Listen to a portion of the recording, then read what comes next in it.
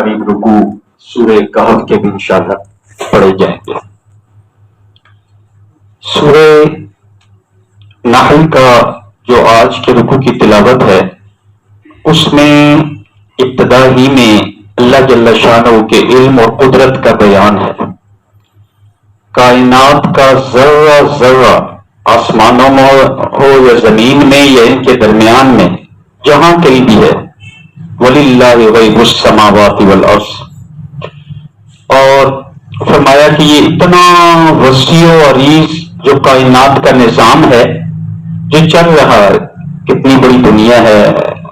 کتنی مخلوق ہے، انسانوں میں سے، جانداروں میں سے، حیوانوں میں سے، جب قیامت کے قائم ہونے کا فیصلہ ہوگا تو فرمایا یہ اتنا ہی وقت ہے جیسے آنکھ کا پلک کا کیا جھپکنا ہے۔ وَمَا أَمْرُ السَّاعَةِ إِلَّا كَلَمْحِ الْبَصَرِ أَوْ هُوَ أَقْرَبُ، یا اس سے بھی کم اللہ کی قدرت۔ اور جہاں اللہ کی اس قدرت کا بیان ہو رہا ہے وہاں قیامت کے دن انسانوں کو بتایا جا رہا ہے کہ قیامت کے دن انسانوں کے اعمال پر جہاں اور گواہی دیں گے اچھے یا برے عمل، تو وہیں پر انبیاء علیہ السلام بھی اپنی امتوں پر گواہی دیں گے، ایمان والوں کے حق میں، اور جنہوں نے مخالفت کی ان کے خلاف جو ہے وہ گواہی دیں گے، اور ان انبیاء پر امام الانبیاء کی گواہی بھی ہوگی کہ نبیوں نے الذین یبلغون رسالات اللہ ویخشونہ ولا یخشون احدا الا اللہ۔ اور پھر امام الانبیاء علیہ السلام وجئنا بک علی ہؤلاء شہداء، رسول پاک علیہ السلام جہاں پچھلی امتوں پر ان کے نبیوں کے حق میں گواہی دیں گے وہی اپنی امت کے حوالے سے بھی گواہی دیں گے۔ تو سوچ لیں کہ بھئی ہم کس قسم کے اعمال جو ہے وہ کر کر آگے بھیج رہے ہیں، اور آپ کی روح مبارک کو سکون پہنچانے والے یا اس میں جو ہے وہ پریشان کن حالات کو پیدا کرنے والے۔ اس کے بعد پھر وہ انتہائی جامع ترین آیت کا تذکرہ ہے جو ہم جمعہ کے خطبوں میں پڑھتے ہیں، اور یہاں ہم نے جمعے کے بیان میں بھی کچھ عرصہ پہلے کئی جمعے اس پر لگائے تھے، ان اللہ یأمر بالعدل والاحسان، لوگوں اللہ تمہیں حکم دیتا ہے عدل کا، انصاف کا، بھلائی کا، اور رشتہ داروں کے حقوق کا، ان کے ساتھ حسن سلوک، تین چیزیں ہیں کرنے والی جو ہے، اور بھلائی میں اپنے ساتھ بھی ہے، اللہ اور بندے کا جو معاملہ ہے اس میں بھی انصاف کے تقاضوں کو پورا کرنا ہے، بندوں کے ساتھ جو معاملہ ہے اس میں انصاف کے تقاضوں کو پورا کرنا ہے۔ تو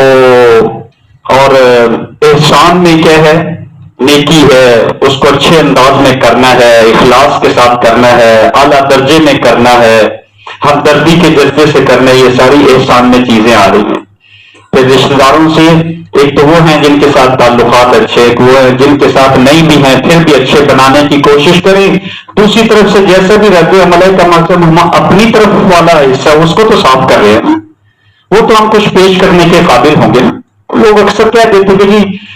ہم نے تو کوشش کی لیکن ادھر سے جو ہے وہ کوئی جواب نہیں ہے، ادھر سے سختی ہے یا ادھر کا جواب درست نہیں ہے، تو بھائی ٹھیک ہے ان کا معاملہ ان کے ساتھ ہے، لیکن ہم تو کم از کم اپنی طرف سے والا جو حصہ ہے ہم اس کو تو صحیح کر لیں۔ تو پھر اسی طرح بے حیائی جو حیا کے مادے کو ختم کر دیتی ہے اس سے وینہی عن الفحشاء، اور عام منکرات ہیں اور ظلم و زیادتی کے کام ہیں، ان سے اپنے آپ کو کیا کرو بچاؤ۔ پھر یہ دین چونکہ قیامت تک کے لیے یہ دین ہے، اس میں شروع میں جب احکام آئے تو احکام ایک وقت میں ایک حکم دیا گیا، پھر اسی حکم کو بدل کر پھر دوسرا حکم دے دیا گیا، تو لوگوں نے کہنا شروع کر دیا جی اگر یہ اللہ کا کلام ہوتا تو اس میں تبدیلی تو نہ ہوتی نا، کیونکہ اللہ کو تو پتہ ہے آگے کیا ہونا ہے، جس کو ہم نسخ کہتے ہیں کہ بھئی یہ قرآن میں کیا ہے، پہلے روزے کے بارے میں کیا حکم تھا، بعد میں کیا ہوا، اور اب کیا ہے، نماز کے پہلے کیسے ہے، پھر ایسے، یہ کیا، یہ جو تبدیلیاں ہیں، تو فرمایا یہ اس بنیاد پر احکام میں تبدیلی نہیں ہو رہی کہ اللہ کو علم نہیں تھا، نہیں بلکہ اب حالات کا تقاضا یہ تھا۔ جیسے کسی ڈاکٹر کے پاس آپ جاتے ہیں تو شروع میں آپ کے ٹیسٹ وغیرہ ہونے کے بعد آپ کی ایک جو ہے وہ نسخہ لکھتا ہے کہ بھائی یہ آپ نے ٹیبلٹس اتنے دنوں کے لیے لینی ہے، یہ انجیکشن لگوانے ہیں، آپ 15 دن کے بعد دوبارہ وزٹ کریں گی، آپ تو آپ 15 دن کے بعد جاتے ہیں تو دوبارہ ٹیسٹ لیتا ہے، وہ دیکھتا ہے کہ ہاں اس کے اندر یہ چیزیں جو ہے وہ بہتر ہوئی ہیں اور یہ مرض ابھی تک اسی طرح قائم ہے، تو وہ اس میں پھر تبدیلی کر دیتا ہے.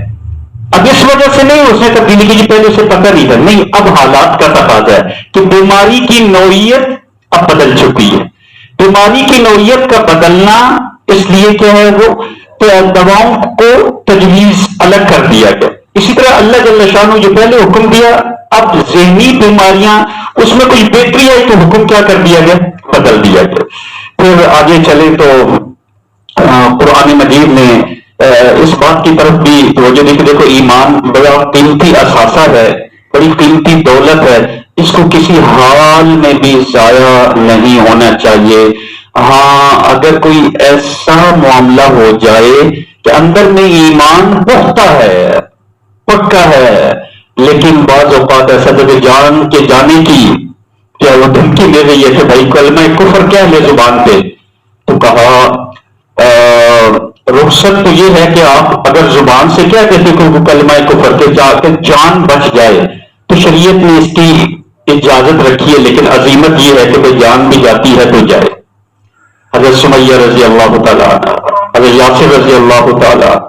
کیا اعلیٰ درجے کا یہ خاندان تھا کہ جی انہوں نے کہا جی یہ کلمہ کہیں ورنہ آپ کو قتل کر دیا جائے گا. انہوں نے کہا کر لو بس، تو جان دینا گوارا کر دی لیکن کلمہ کفر کو زبان پر. لیکن لازمی بات ہے ان کا ایمان بھی بڑا اعلیٰ درجے کا تھا، بعد میں ہم جیسے لوگوں نے بھی آنا تھا تو لازمہ ہماری کمزوریاں بھی تھیں، تو اس حد تک شریعت میں گنجائش رہتی کہ اگر اندر ایمان ہے، مضبوط ہے، من کفر باللہ من بعد ایمانہ الا من اکرہ وقلبہ مطمئن بالایمان، تو ایسی صورت میں شریعت نے وہاں پر کیا رکھی ہے، گنجائش رکھی. آخری رکوع میں سورہ نحل کے حضرت ابراہیم علیہ السلام کا دوبارہ قرآن نے تذکرہ کیا، کیونکہ یہ ایک ایسی شخصیت ہے پوری دنیا میں بڑی تعداد میں مختلف فرقے، مختلف گروہوں کے لوگ حضرت ابراہیم علیہ السلام کو جو ہے وہ اپنا مقتدی اور پیشوا مانتے تھے. ان ابراہیم کان امۃ قانتا للہ حنیفا، کہا ابراہیم کو مقتدی مانتے ہو لیکن ابراہیم کی بھی تو مانو. ابراہیم نے کیسے زندگی گزاری ہے، کن حالات میں گزاری ہے، وہ تو ہر لحاظ سے حنیف تھے، سب سے کٹ کر یکسو اور لو لگا لی اپنے مالک سے، حالات جیسے بھی ہوئے حالات سے تاثر نہیں لیا. ابراہیم کا نام لیتے ہو تو ابراہیم کی مانو بھی تو صحیح کہ انہوں نے زندگی کیسے گزاری، اور پوری امت تھے ابراہیم، پوری جماعت، پوری قوم کے کمالات اور اوصاف ایک طرف، ابراہیم اکیلا تنہا جماعت کا کام کر رہا تھا، پوری قوم کا کام کر رہا تھا. اور پھر آخر میں فرمائے گا کہ دیکھو تو چونکہ اس امت کی ذمہ داری ہے دین کو اپنی زندگی کے اندر بھی لانا ہے اور حکمت اور بصیرت کے ساتھ دین کو دوسروں کو بھی بتانا. اچھی بات جو پتہ ہے بھائی دوسروں کو بھی سمجھا دینی چاہیے، منوانا تو میری اور آپ کی ذمہ داری نہیں نا کہ یہ آپ نے نماز پڑھنی ہی پڑھی، نہیں، آپ اگلے کو کہتے رہو بھائی چلو بھائی نماز کا وقت ہو گیا، بھائی مجلس میں ایسی باتیں نہیں کرتے بھائی. یہ جملہ کوئی اچھے لیکن کہنے کا انداز قرآن نے کیا کہا، پتھر مارنے والا نہ ہو کہ مزید کیا ہو جائے لوگوں کے دلوں کے اندر وہ کیسے اس نے بات کہنی تھی تو یوں بھی کہہ سکتے تھے ادعو الی سبیل ربک بالحکمہ والموعظۃ الحسنہ. واضح و نصیحت خوبصورت انداز میں ہو، موقع محل کی مناسبت سے ہو، جتنی ضرورت ہے اتنے ہی ہو، اور اگر کبھی بحث مباحثے کی بھی ضرورت پڑے تو فرمایا وہ بھی اچھے طریقے سے ہونی چاہیے. وجادلہم باللتی ہی احسن ان ربک هو اعلم بمن ضل عن سبیلہ وهو اعلم بالمہتدین. بقیہ انشاءاللہ سورہ بنی اسرائیل ان کا خلاصہ انشاءاللہ ہم 12 رکعت ان کے درمیان میں جہاں کہیں بھی ہے وَلِلَّهِ غَيْبُ السَّمَاوَاتِ وَالْأَرْضِ، اور فرمایا کہ یہ اتنا وسیع و عریض جو کائنات کا نظام ہے جو چل رہا ہے، کتنی بڑی دنیا ہے، کتنی مخلوق ہے، انسانوں میں سے، جانداروں میں سے، حیوانوں میں سے، جب قیامت کے قائم ہونے کا فیصلہ ہوگا تو فرمایا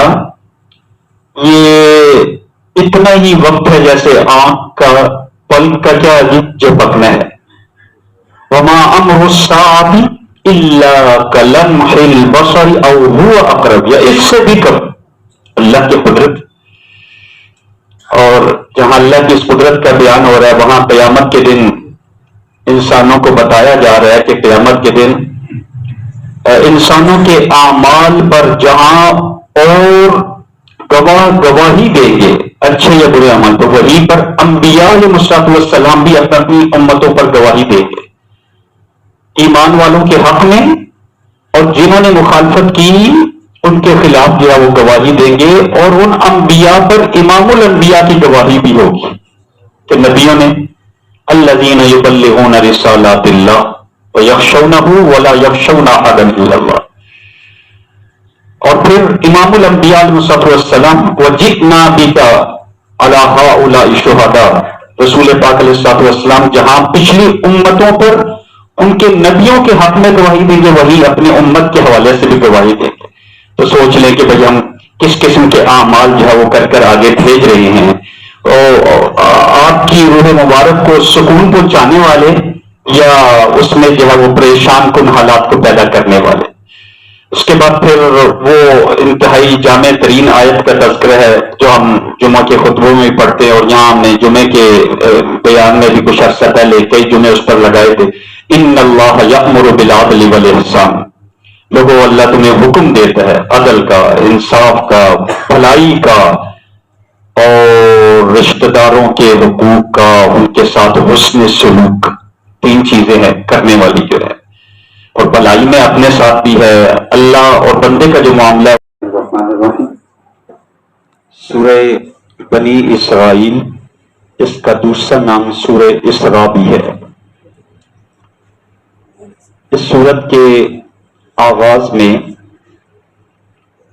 ایک طرف اللہ جل شانہ کی اس صفت تنزیہ کا بیان ہے کہ جس کے ذریعے یہ تعلیم دی جاتی ہے کہ اللہ ہر عیب سے پاک ذات ہے، ہر کمی سے، ہر خامی سے، ہر نقص سے، ہر بیماری سے، ہر عجز سے وہ بے نیاز ذات، اور وہ سب کچھ کرنے پہ قادر ہے۔ ان اللہ علی کل شیء قدیر۔ تو اس کے ساتھ ہی جو ہے وہ رسول پاک علیہ الصلوۃ والسلام کے جو معجزات ہیں،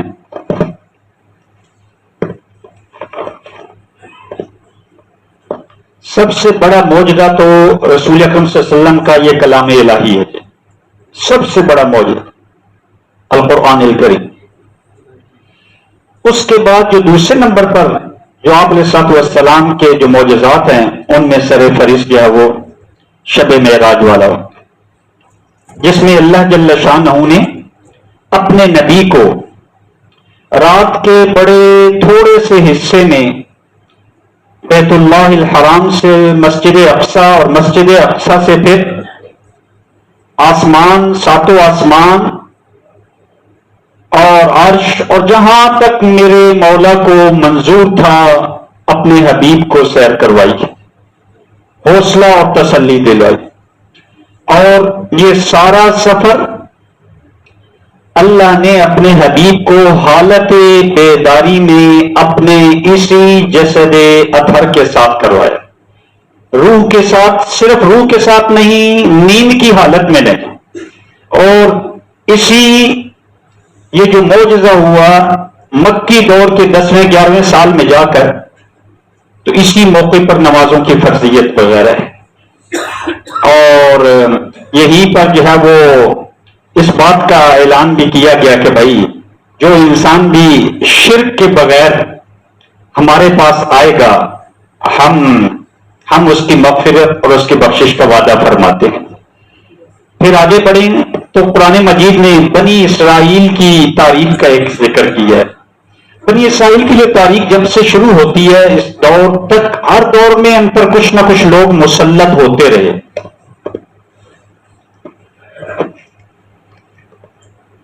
لیکن قرآن مجید میں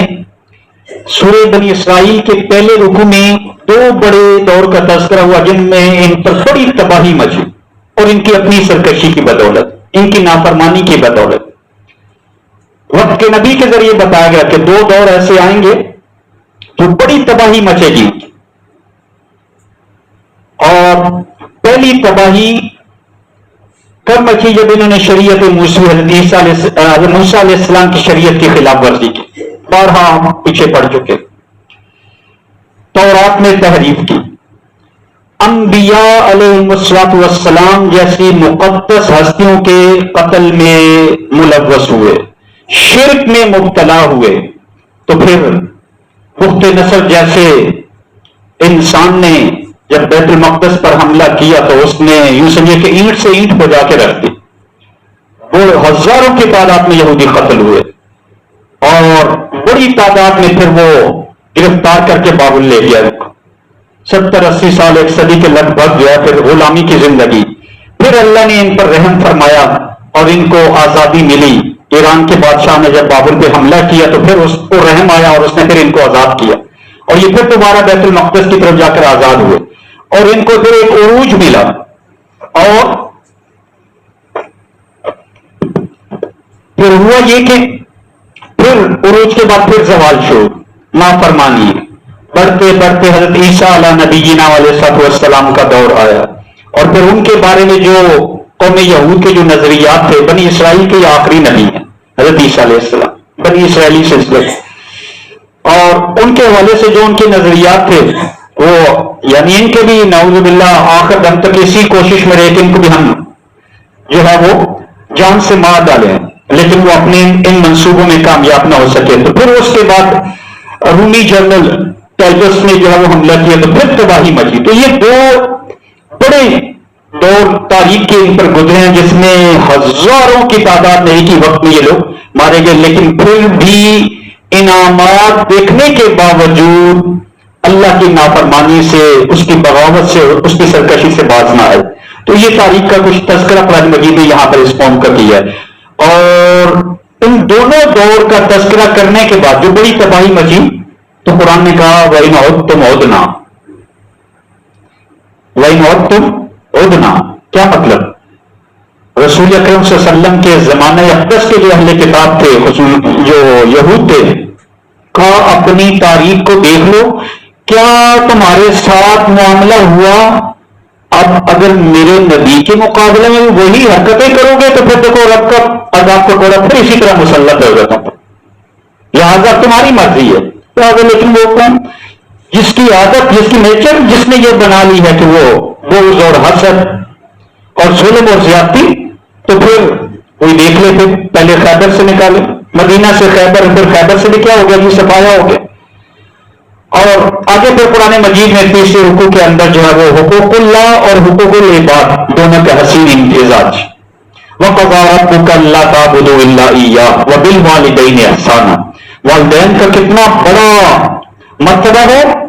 کہ اللہ نے جہاں اپنی عبادت کا تذکرہ تھا کہ خالص میری عبادت، ساتھ ہی فوراً کا اور اپنے والدین کے ساتھ حسن سلوک سے پیش آؤ، اچھے اخلاق سے پیش آؤ، ان کی خدمت کرو، ان کے ساتھ ادب سے پیش آؤ. اور